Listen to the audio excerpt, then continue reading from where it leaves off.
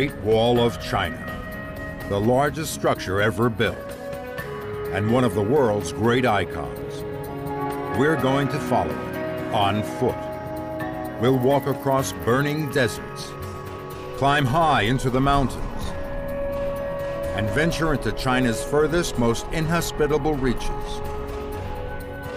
We'll meet the people who live and work along the most remote, but perhaps the most romantic stretch of the wall. This is the China the tourist rarely sees. The China of ancient tradition. We'll get to the heart of it on Walking the World.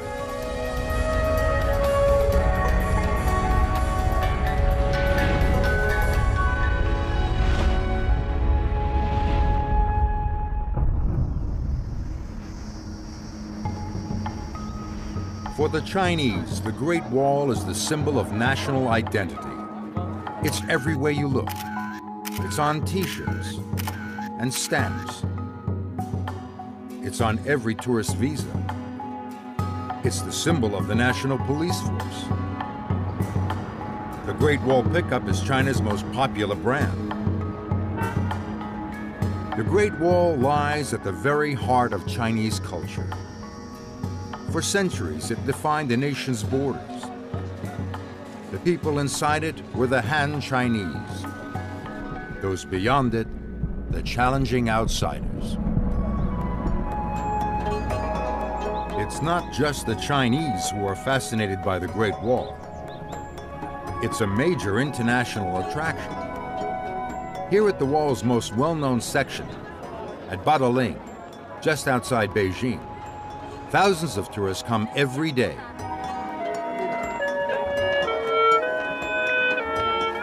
For the visitors, this is the very essence of the Great Wall. Except it's not.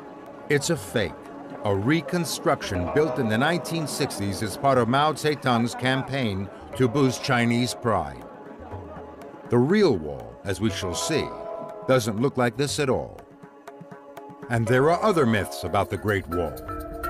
For one thing, you can't see the wall from space, at least not with the unaided eye.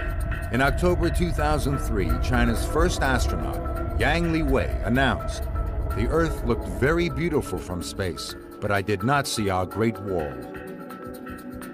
For another thing, there's not one single continuous wall. The Great Wall is in fact a series of barriers built up over 2,000 years in many different places. Nobody can say just how long the Great Wall is. New sections are still being discovered. So far, a total of nearly 4,500 miles of wall have been identified. Now that's a long walk, though some have done it. But we're going to walk a single section, one of the oldest, remotest, and least visited. It's also one of the most challenging. This is a walk for people prepared to take a risk, and who really like it hot and dry.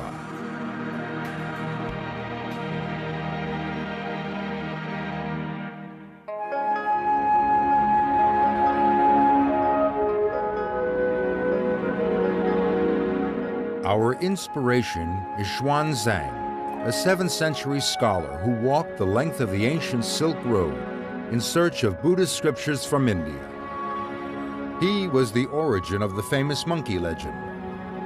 Stories describing his adventures with his companions, Brother Sand, the river monster, Pigface, the glutton cast out from heaven, the Dragon King transformed into a horse, and of course, Monkey, the trickster.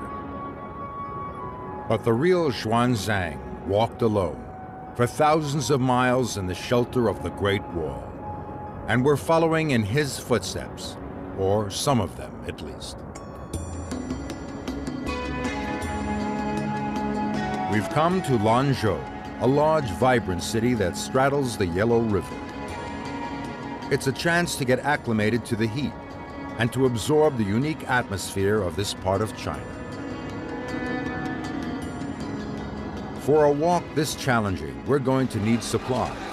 And down a side street, we find a market.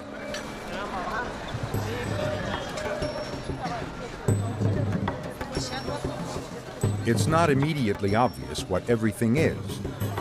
There are all sorts of fruits and vegetables, pastries that might be sweet or savory, and they're all being sold at the tops of their voices in the local Gansu dialect.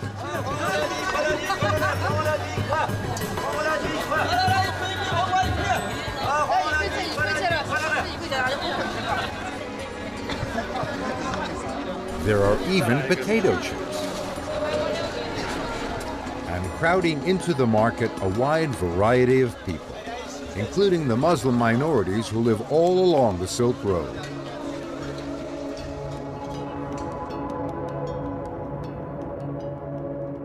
Along the riverbank, there's an unexpected sight, an ancient feat of engineering that once made the city possible. By bringing life to this arid land, these giant water wheels, more than 30 feet high, are all that remain. More than 250 once lined the river's edge, extracting water from the mighty river to irrigate the parched soils. Now the job is done by electric pumps. But the skills that created the wheels are still alive in craftsmen like Deng Hua, who look after the remaining wheels and make small replicas as souvenirs. Just along the riverbank, what looks like a panel of blow-up pigs turns out to be a sheepskin raft. Niu Chang is one of the few remaining Yellow River raftsmen. But there's no time for a ride. It's time to leave Lanzhou and meet the first real challenge of our walk. Tomorrow, we'll be heading out into the desert. We'll get our first sight of the oldest section of the Great Wall. And from now on, water so plentiful here will be our biggest luxury.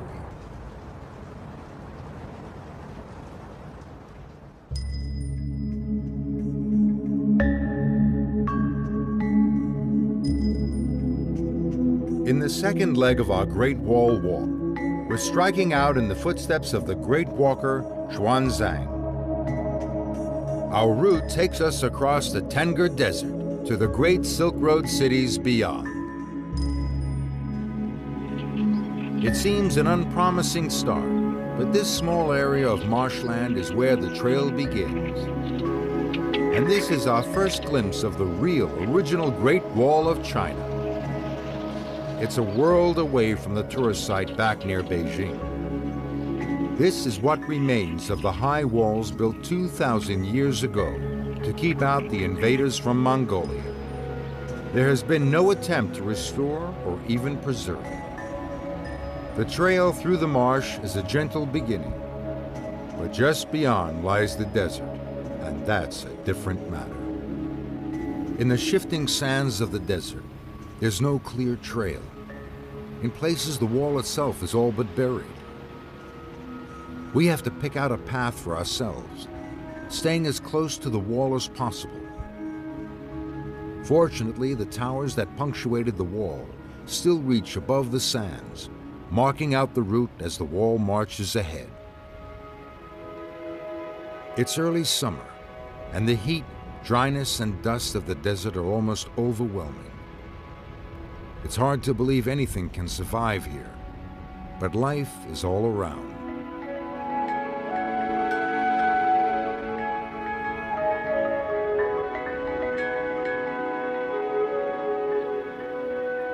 Further into the desert, the sand dunes reach up to 30 feet high. This is the classic desert landscape. To walk through it is an unforgettable experience. A string of camels completes the picture. Once this was the only way for Chinese merchants to trade with Central Asia and Europe beyond.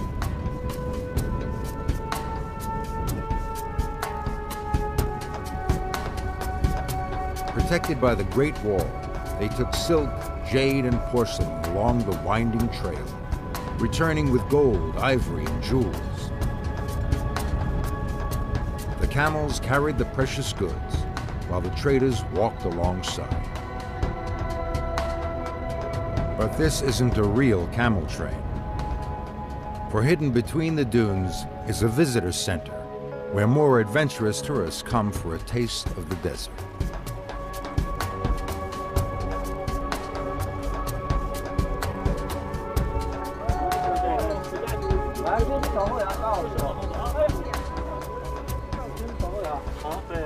These are Bactrian camels with 2 humps.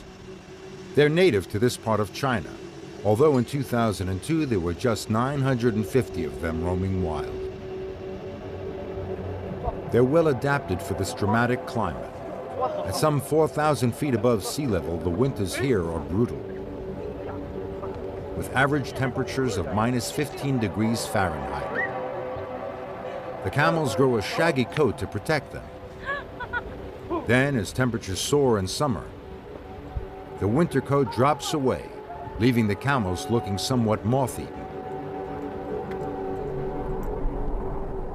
As we walk, the scenery is gradually changing.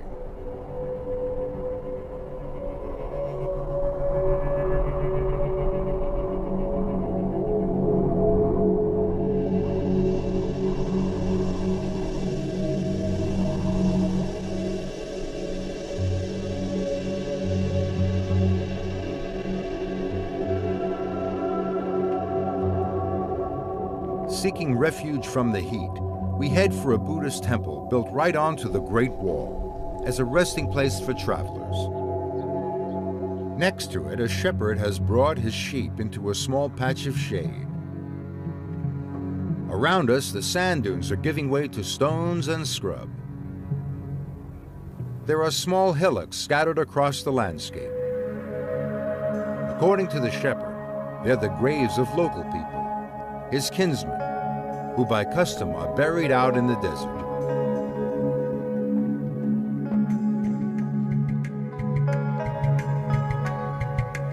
After miles in the parched desert, there's only one thing a desert walker really longs for: a break from the trail in a green, lush oasis. Seems heaven sent. To a Silk Road traveler, 1,000 years ago, it would have been literally a lifeline. Today, the year-round natural water supply supports a large and thriving community.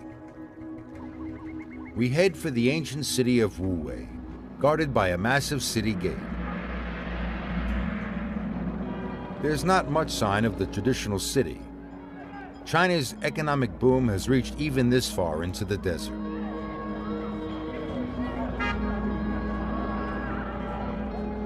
We're arriving on a Saturday afternoon. The town square is where everyone gets together.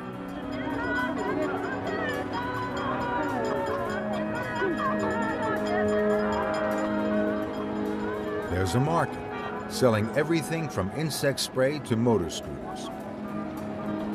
The giant statue is a familiar symbol throughout China, but it has a special significance here. The original 2,000-year-old statuette was found in Wuwei. For lunch, we've come to a specialty food market in search of a local variation on a Chinese favorite: hand-stretched noodles. Madame Sun and her well-drilled team are producing what's known as the 3-package meal. It's part cooking, part theater. Somehow, the noodles never, ever touch the ground. The noodles go into a soup. Part 2 of the package is a plate of sliced meat.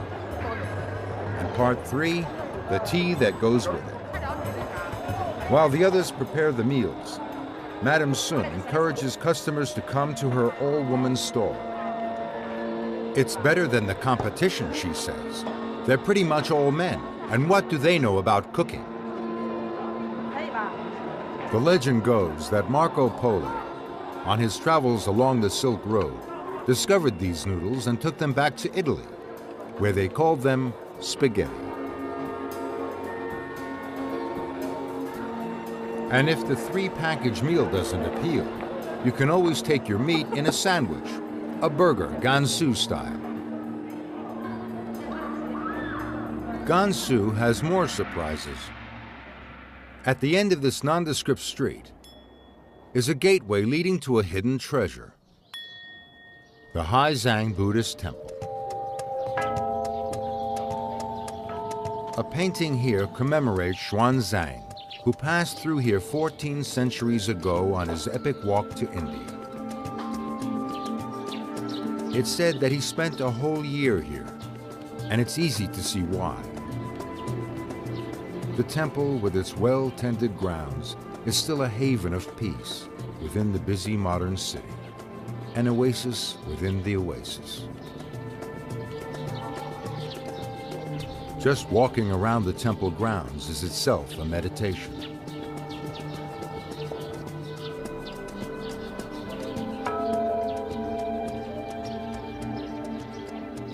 Towards the back, a group of craftsmen is using a traditional method to restore the temple.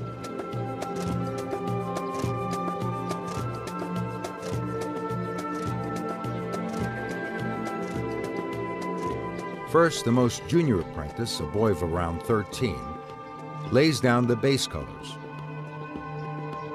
Then the senior apprentice fills in the rough shapes.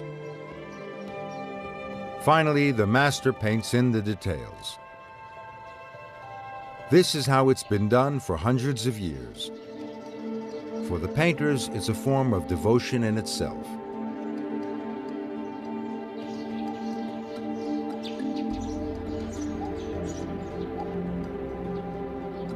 At the highest point of the temple, there's a well. According to legend, the water comes straight from the holy city of Lhasa in Tibet. It is believed to grant blessings to those who drink it. Anyone is welcome to drink, as the monks themselves do every day. For us, the oasis can be just a brief stopover. Tomorrow, we'll be following the trail onwards through a stunning mountain corridor, and for the first time, glimpse the true scale of the mighty wall.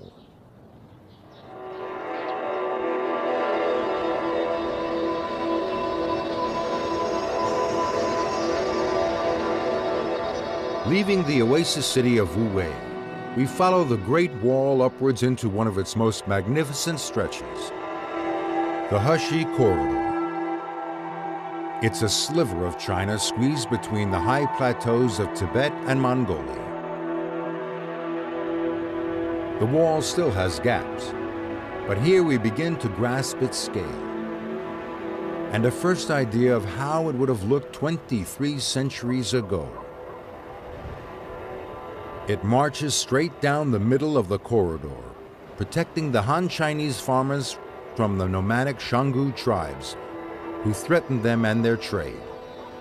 Close up, we can see how effective this massive barrier would have been. The wall reaches up to 20 feet high and is almost 10 feet thick, and it's made of nothing more than the surrounding earth. Soil that has been compressed to form a structure as hard as stone. During periods of peace, local people used sections of the wall to build their houses. They even made gateways to give their animals fresh grazing. Later, when danger threatened once more, the Ming Dynasty emperors repaired the wall. Most of what we see here dates from then, the 14th century.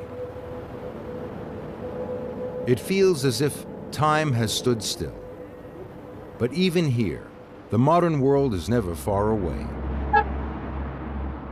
A new highway cuts straight through an ancient gateway within the wall. It's hard to believe these towers have been standing for centuries. They're made of nothing more than mud. The towers mark a transition. Beyond here lies one of the world's most extreme deserts, the legendary Gobi. It's the hottest and the coldest, and it's one of the highest. The Gobi is one of the greatest of walking challenges. Just looking out across its vast emptiness is awe-inspiring.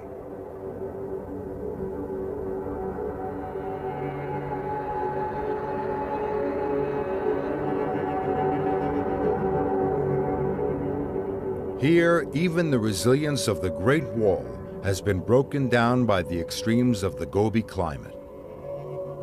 Large sections have been eroded away. There will be places where following the wall's course will not be easy. Before we plunge further into the Gobi, we make a stop at the city of Jiangyi. Its bustling life is in stark contrast to the desert beyond. It's a mixture of influences like all the Silk Road cities. Effortlessly, Jiangyi blends ancient and modern. In the newest part of the city, people are doing traditional exercises, Tai Chi, Kung Fu, and other ancient martial arts. And while in the West, it's the young people out exercising, in China, it's the old. Marco Polo, the famous 13th century Italian traveler, spent time here, drawn by the promise of trade. There's still a flourishing market.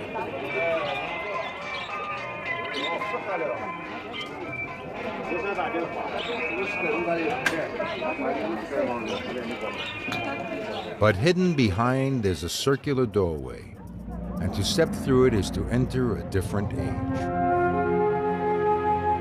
The old town of Jiangyi has probably changed little since Marco Polo was here. People live much as they always have in the dusty houses built of desert soil.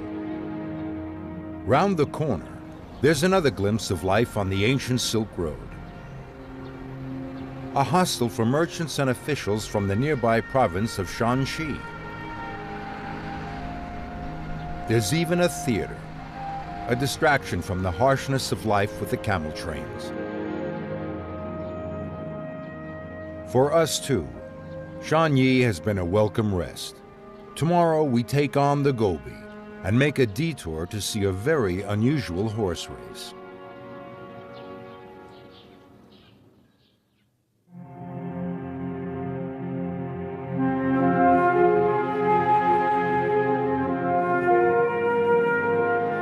From Marco Polo Jiangyi, we'll be heading out along the Great Wall into the Gobi Desert. And we'll make a detour into the cooler air of the mountains. The section of wall we're following is one of the oldest, built and rebuilt from 100 BC right through to the 14th century. On and on it goes, guiding us through stunning, stark vistas. It looks harsh and utterly empty, but not far from here we'll discover that this is an illusion.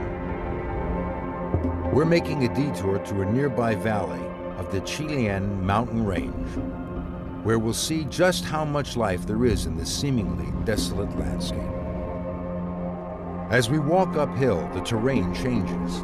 Marco Polo Jiangyi will be heading out along the Great Wall into the Gobi Desert, and we'll make a detour into the cooler air of the mountains. The section of wall we're following is one of the oldest, built and rebuilt from 100 BC right through to the 14th century. On and on it goes, guiding us through stunning, stark vistas. It looks harsh and utterly empty, but not far from here we'll discover that this is an illusion. We're making a detour to a nearby valley of the Chilean mountain range, where we'll see just how much life there is in this seemingly desolate landscape. As we walk uphill, the terrain changes. The going gets tougher as we go higher. The soil is poor. All that grows here is short steppe grass, but it's perfect for the hardy mountain sheep. Where there are sheep, there must be people, and soon they begin to appear. These are Uyghurs, members of one of China's smallest minority groups. For centuries, these rolling uplands have been their homeland. The Uyghur are no longer nomadic, but they still keep livestock, including yaks. Yak milk is a staple food for farming people. The milk is shared between the calves and the family. Yaks don't moo, they grunt. It just shows that these animals aren't exactly cows. One of the strongest Uyghur traditions is to welcome travelers, and we're invited into a tent in the pastures. The Uyghur make tea Tibetan style. It's not a casual affair. Yak milk is stewed with water and tea leaves. Then flour and yak butter are added. The farmer, Guo Chan Tai, and his family don't usually dress so elaborately. They're getting ready to go, like us, for a special day out. From Guo Chan Tai's farm, it's only a short walk to our goal, an open field outside a nearby Uyghur village. There's an annual festival that few outsiders have ever witnessed, the Uyghur horse races. The Uyghur are famous throughout China for their horses. They're larger and therefore faster than Tibetan or Mongolian ponies. For more than 1,000 years, the emperor's army horses all came from here. Faster horses meant more success in battle. In those days, the annual race meeting was the testing ground for both horses and riders. Now it's mainly a social occasion, although competition is just as keen. Already the crowds are growing. It's a sign of the times that in daily life, horses have been largely replaced by motorbikes, which the local people call metal horses. There are only about 14,000 Uyghur all told, but most of them are gathered here today. They're a typical mixed Silk Road people. Their festival clothes reflect cultural backgrounds. Some are pure Uyghur, some more Tibetan in style, and some more Mongolian or Kyrgyz. Guo Chan Tai, who as well as livestock farmer, is also principal of the local school, is leading a group of his school children. The event begins with a parade. People have come from all over the region to take part, and each group has its own riders to support.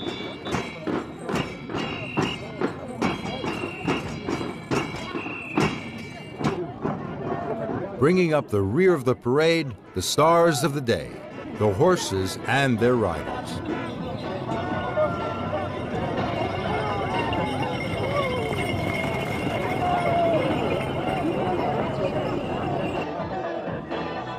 Next, there's a dance display. The music may not be live, but it's Uyghur music.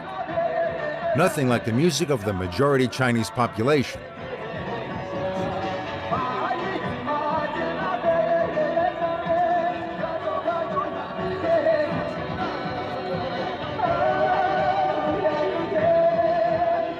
After years of oppression, minorities like the Uyghur are now actively encouraged to keep hold of their traditions.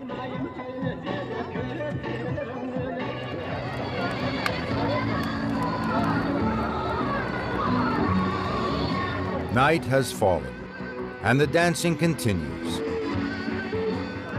This is the great social opportunity of the year, when the Uyghur can meet old friends and make new ones, and even keep an eye out for potential marriage partners.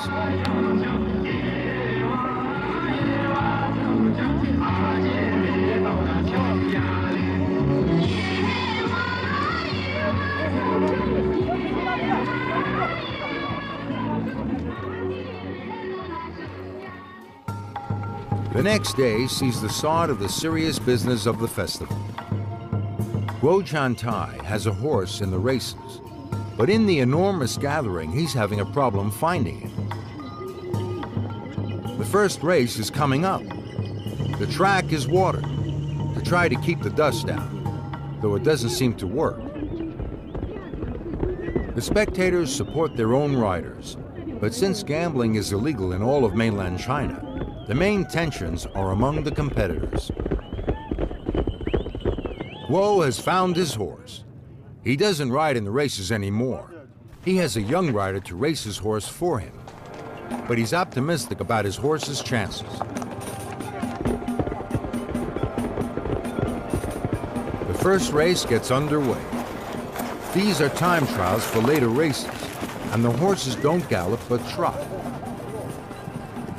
though the pace seems none the slower for that.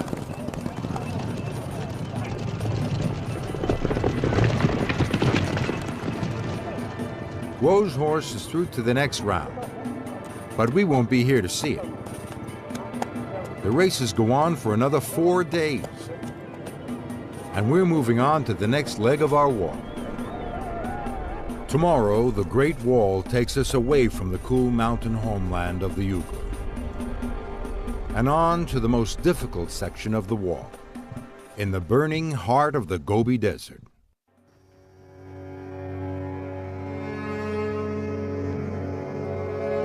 Heading once more towards the Great Wall, we're facing our greatest challenge, the intense heat of the Gobi Desert. It's enough to test any walker's limits, up to 100 degrees Fahrenheit even in late spring. But the air is clear and the setting stunning. And despite the discomforts, this is a rare, exhilarating chance to experience one of the most extreme places on the planet.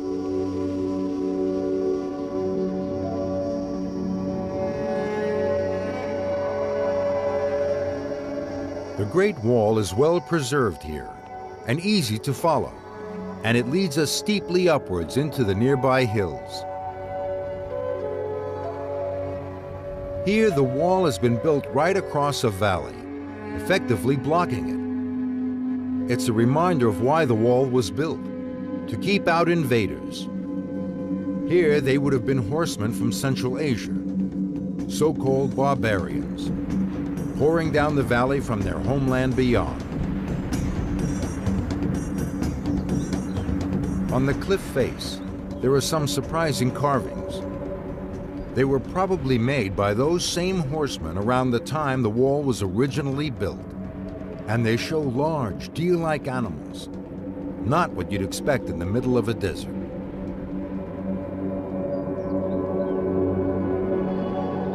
It's hard to understand why the invaders were so eager to conquer this arid expanse. But not far away lies the answer. The most precious commodity in a desert region, an oasis. Without these pockets of water, no one could settle here, and even travel would be impossible. The wall put this oasis firmly on the Chinese side, out of reach of the attacking enemy. The wall looks different here. It's been restored by the Chinese government. On the neighboring section, a local farmer has taken things into his own hands. Virtually alone, Yang Yongfu has restored the towers and wall on an impressive scale. He and a small team use age-old methods that seem to defy modern building theory.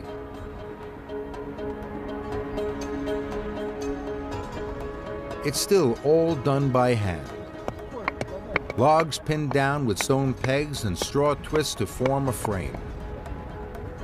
Soil brought uphill, then spread and watered down.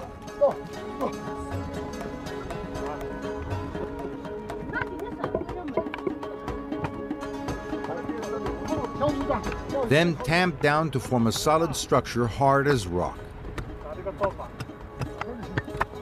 Finally, the logs are cut away to be reused, leaving a distinctive pattern on the surface of the wall.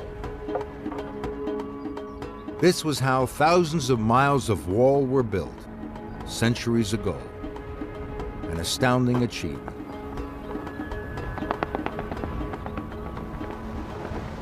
But now, Yang's work is threatened. There's a national debate about restoration policy on the wall.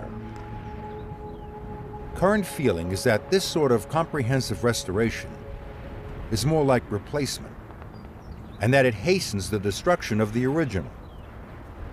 Yet, as we've seen so often on this walk, left to itself, the wall inevitably falls into ruin. It's a dilemma as yet unresolved. Yang and his workers come from the village and the oasis below. Their houses are built of earth too. Over the centuries, they've used parts of the wall in their own houses, then repaired the wall when danger threatened. For them, the wall is part of their lives.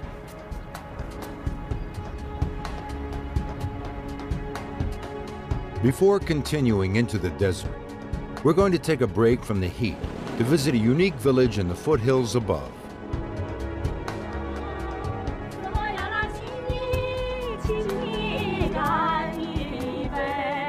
There's an unexpected welcome at the village of Chifang, where our arrival has coincided with a festival. Visitors like us are automatically included with other guests, a rare chance to see a local event from the inside. In this poor desert land, it's an honor to be treated to such a feast. There's rice wine to be shared.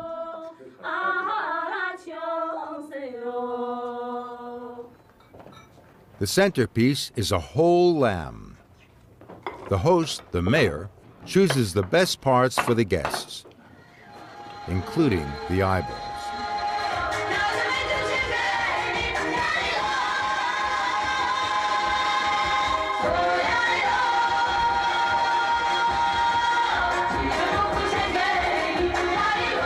But the reason we've come here lies beyond the village hall.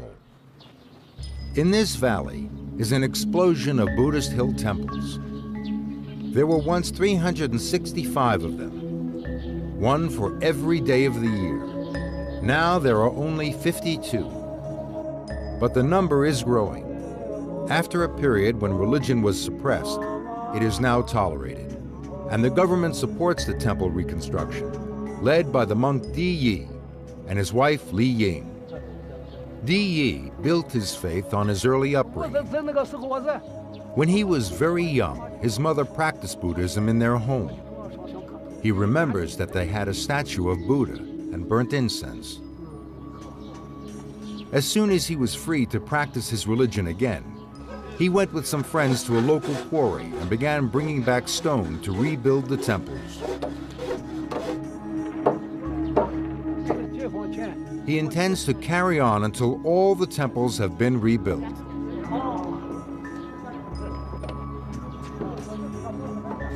The project is massive. Local monks, revitalized by the resurgence in Buddhist belief, are determined that the valley will once more be filled with hundreds of symbols of their faith. In a nearby cave, there's an astonishing sight. A mass of statues, the 500 apprentices of Buddha.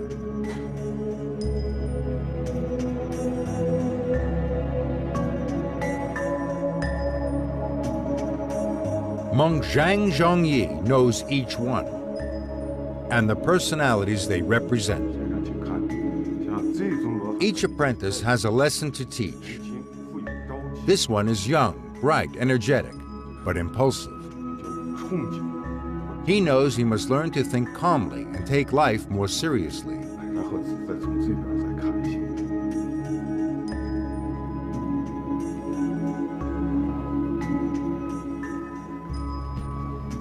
This apprentice is older. He teaches that success or fortune can never be guaranteed. Life is filled with surprises. So he advises against spending life planning and scheming for advancement. These statues and the moral stories they tell have strong Chinese cultural overtones. It's an example of how Buddhism, an Indian religion, has been adapted for local needs. But there are many Buddhists in Chifang who follow the form of Buddhism practiced by their neighbors in Tibet.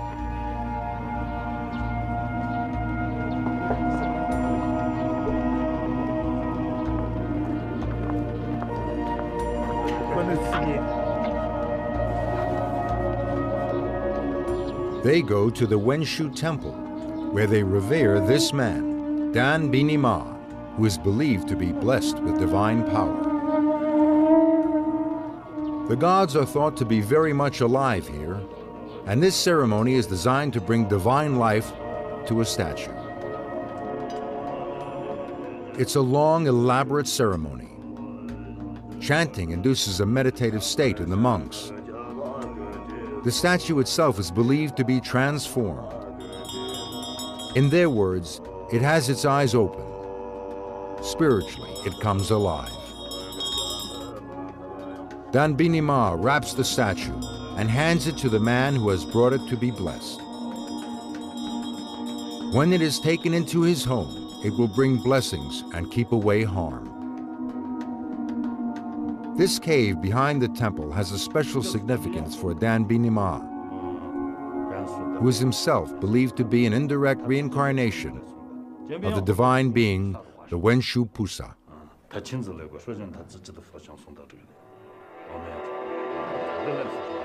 And this cave is the grand hall where the Wenshu Buddha first appeared. Its mission was to help the people to enlightenment, a mission that continues to this day. During the Chinese Cultural Revolution, many such caves were destroyed by government decree. This one was spared because it was useful as a food store. But all the old paintings were ruined. Only these fragments are left. In Dan Bini Ma's private chambers, we're taken to see something extraordinary. These venerated objects are human relics, and only Dan Bini Ma himself may touch them. The relics have been donated by relatives of the dead. They're used at funerals to help cleanse the spirit of the departed, and it's believed that the donors will earn extra merit in their next incarnations. This cup is made from the top half of the skull of a young woman who died in an accident. The leg bone has been turned into a ritual flute. This is the skin of an old man's hand and forearm. While this might seem shocking to outsiders, for Tibetan Buddhists, death, even early death, is a familiar part of life. Funerals here are important and powerful rituals. It may be that they offer comfort, a way of coping with the harsh realities of mountain life. Outside the temple, the day ends with the raising of flags, their every movement speeding prayers to heaven. Their bright colors a constant reminder of the resurgence of faith that this valley represents. Tomorrow we leave this tranquil valley and return to the wall. We'll follow it to its end, what was once China's last outpost.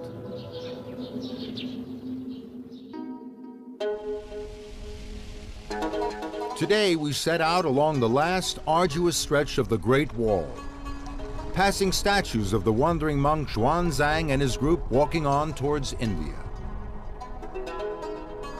But as we approach the city of Jiayuguan, the only camels we find are made of concrete. This is a modern industrial city. And here, just outside Jiayuguan, is the last fortress, the final outpost of Ming Dynasty China. This marks the end of the Great Wall. And as a tribute to its importance, the government has rebuilt the fort, just as it once was. Beyond the end of the wall lie the mountains. Then outside China, now an integral part of it, the barrier, once so vital, is needed no longer. We followed the Great Wall along its toughest and most extraordinary section, which few visitors ever reach. But the wall has other moves as it snakes its way through China, and a walker could spend half a lifetime taking in all it has to offer.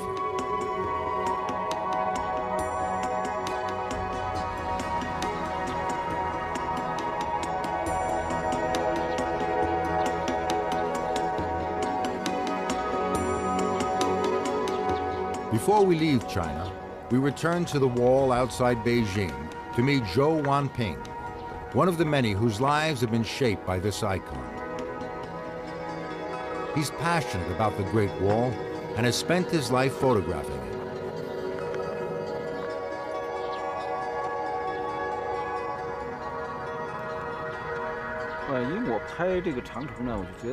For him, as for many Chinese, the wall is more than an epic feat of engineering. He sees it as a great treasure, passed down through the generations.